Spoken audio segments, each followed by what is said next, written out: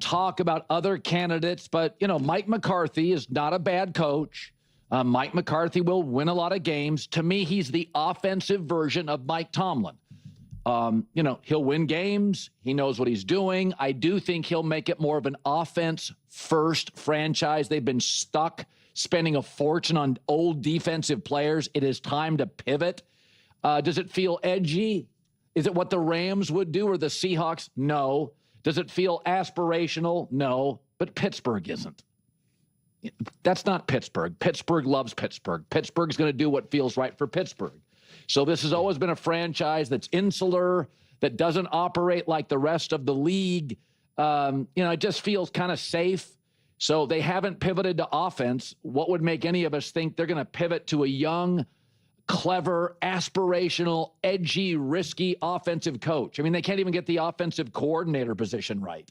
They don't show enough urgency at quarterback. I mean, what were the AFC playoffs this year? A bunch of 20-year-old quarterbacks and one team with a 40-year-old quarterback, the Pittsburgh Steelers. So, and they just spend a fortune on defense where the rest of the league is spending it on offense. So it's kind of what they do. They're when you watch the Rams Seahawks play yesterday, you're talking about GMs that takes big swings, big risk. I mean, the Rams have had one first-round pick in like 9 years, Jared Verse. So the Seattle and the Rams and the cities are very tech cities. They've got a lot of young people in the city. They're, Seattle and the West Coast and Los Angeles, it's just their DNA is to take swings and take risks. And that's not Pittsburgh. That is not Pittsburgh. They're very comfortable being good, so they chose a Pittsburgh guy. Again, I think he's the offensive Mike Tomlin. He knows what he's doing. They'll win a bunch of games. I mean, every time Dak Prescott was healthy, they won like 12 games. But I will say this, with Mike Tomlin over the last 7 or 8 years and Mike McCarthy, when you do get into a game with like an Andy Reid or a Belichick in his prime or a McVay, you don't necessarily feel like you have the best coach. You don't have a bad coach, but you always kind of feel like the other guys are better on the details, a little more buttoned up. So that's where we stand today with the Pittsburgh Steelers. Okay, he's really leaning into the whole Steelers thing. This hire has got me feeling a handful of different ways, honestly. First off, I don't know who this great, bright, up-and-coming offensive mind is.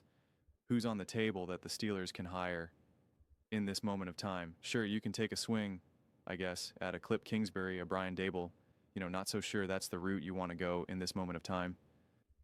You can take the swing at Clint Kubiak, but I don't know if you have the ability to get Clint Kubiak. I don't know if Clint Kubiak seemingly will be able to pick where he wants to go. And he might want to do Buffalo or do a full rebuild in Las Vegas with Tom Brady. Like, he is in a better position to just pick who he wants, where he wants to go. So, but yeah, I mean, listen, to me, that would probably be the best hire for the Pittsburgh Steelers with Clint Kubiak.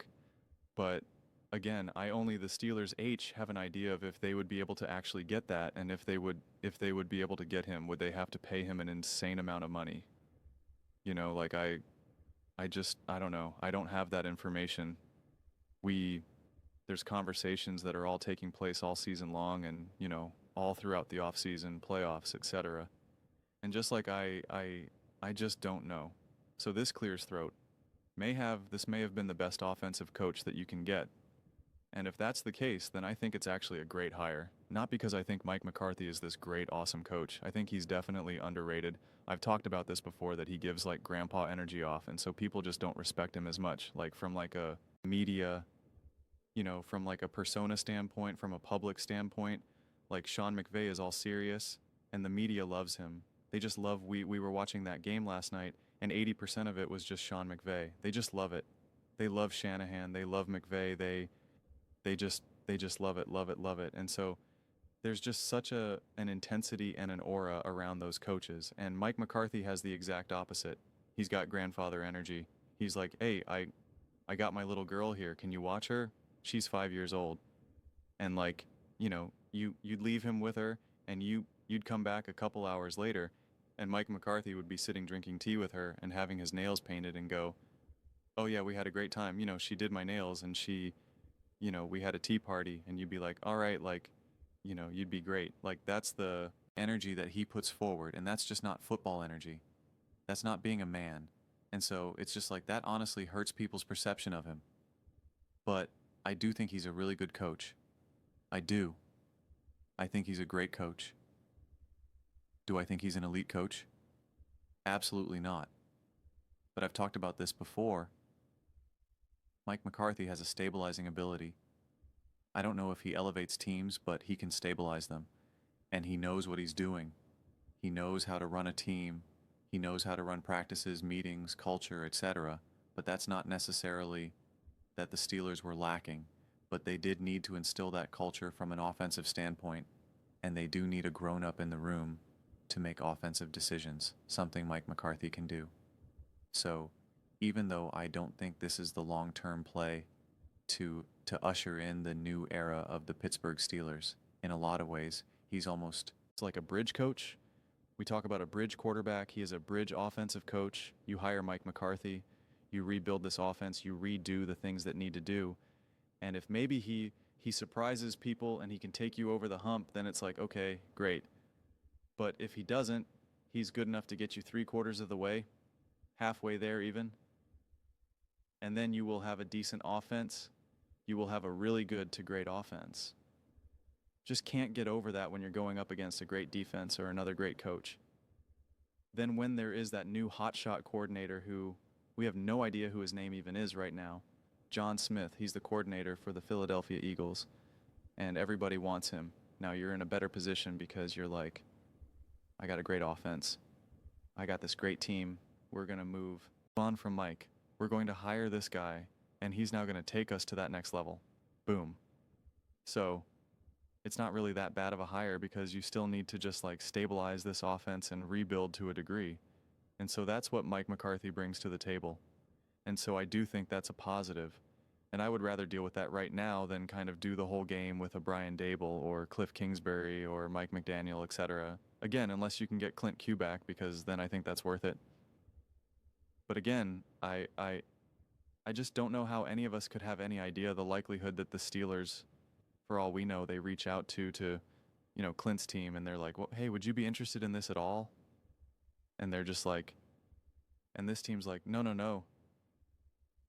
We're looking at these 3 teams. As soon as the Super Bowl runs over, whatever. Like, again, I have no idea. And so this is actually not a terrible move to rework and rebuild this team with the Mike McCarthy. I see him as a bridge coach. I think that's honestly the best way to look at it. And sometimes when you have a bridge coach, a bridge quarterback, you can be pretty great and you can surprise people and you now attract talent and you can be great. You can even win. You can get to a Super Bowl. Like you can actually do some great things. So that's why I still think it's a big positive, even if it's not this big. We just got Ben Johnson and it's like, yeah, that would be awesome. That would be awesome. But you can build the Steelers team now good enough where now you can truly attract the right talent. And even if you now draft a quarterback, let's say you're able to draft a quarterback. Let's say you have the #1 overall pick. Don't get too focused on Mendoz or anything like that. Like, just say you have the #1 overall pick and you're drafting a quarterback who, hey, this quarterback has a great chance to be great. You know that Mike McCarthy will be well suited to be able to work with that. You can have the confidence in that in a way that you would have a little bit of a question mark about some of these other potential coaching hires. Not to mention maybe they can work with the quarterback, but they kind of struggle with all the other stuff. And you're like, Mike McCarthy can do both. Even if he can't truly unlock a Mahomes and truly unlock a Josh Allen and truly unlock Lamar, etc., that's fine. But he can stabilize, he can build up, he can't unleash, but he can still build up and stabilize. And I think considering where the Steelers have been offensively, that's still a win. So look at it through the lens of a bridge coach. I think that is honestly the best way to look at it. And sometimes that's as good as it gets. But those are just my thoughts. I'd absolutely love to hear yours. What do you guys all think about Mike McCarthy being hired by the Pittsburgh Steelers? I'd love to hear Steelers fans. Are you excited about this hire? Are you bummed? Do you understand it? Are you angry? Let me know your thoughts. I read every single comment, whether you agree with me or disagree with me. Either way, let's get in some discussions. Let's get in some fights. But ultimately, let's just have some fun. And please do consider subscribing. We're building an amazing community here and absolutely love to see you part of it. I want to build something that we all generally feel connected to, something that we're really excited to be a part of. I think we're well on our way to doing it. Please don't forget to give this video a thumbs up. It really does help the visibility and the algorithm. Thank you so much.